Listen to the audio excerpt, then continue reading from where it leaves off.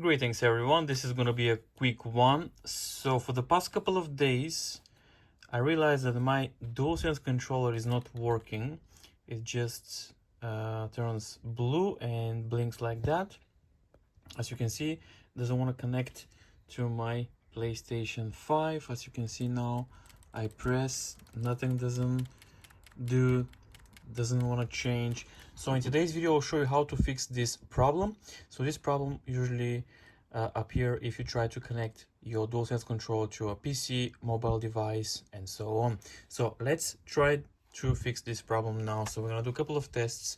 So the first one is you need to take a Type-C to Type-C cable, as you can see, and we're gonna plug this straight to the PlayStation 5.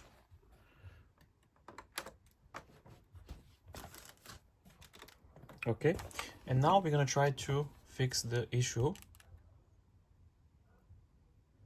As you can see, same problem, nothing is happening. I'm gonna try to turn on the PlayStation 5 and let's see if there's gonna be any problems. This is if the PlayStation will connect the Dualsense controller. As you can see, it's charging. The only thing that it's doing is just charging and turns blue. And as you can see, we still cannot fix the issue. Okay, fixed. So to fix this problem is connect Type-C to Type-C, and this is the way to fix the problem with the blue light with your Dualsense controller. So basically you need a Type-C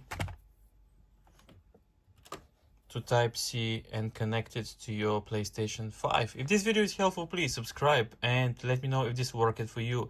If it didn't work for you, there's another tip that you should do. Of the back of the PlayStation here, as you can see, there's a hole. So in order to reset your Dualsense controller, you need one of these SIM tools.